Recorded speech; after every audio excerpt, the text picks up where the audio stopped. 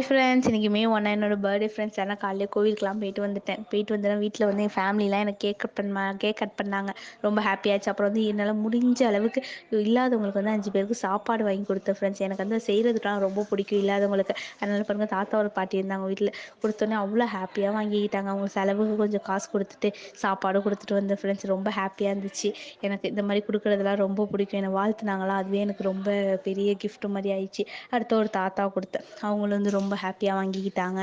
அடுத்தது அப்படியே போயிட்டே இருக்கப்போ ஒரு தாத்தா வெயிலுக்கு ஓரமாக உட்காந்தாங்க. அவங்கள்ட்டயும் போய் கொடுத்தேன். அவங்களும் சூப்பராக வந்து சிரிச்சுக்கிட்டே வாங்கிக்கிட்டாங்க. லாஸ்ட்டாக வந்து ஒரு தாத்தா பஸ் ஸ்டாப்பில் உட்காந்தாங்க. அவங்கள்ட்ட போய் கொடுத்தாங்க. ஏஞ்சி வந்து என்னை வாழ்த்துனாங்க. அதுவே எனக்கு ரொம்ப ஹாப்பி ஆயிடுச்சு. அவ்வளோதாங்க, எல்லாரும் கொடுத்து முடிச்சாச்சு. ரொம்ப ஹாப்பியாக இருந்தேன். எனக்கு செய்கிற தாட் வந்து எப்போ சின்ன பிள்ளையிலேருந்தே இருக்குது. இப்போ வீட்டுக்கு வந்து பார்த்தேன்.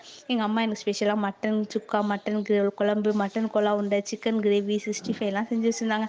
சாப்பிட்டு சப்ஸ்கிரைப் பண்ணுங்கள் ஃப்ரெண்ட்ஸ். பாய்.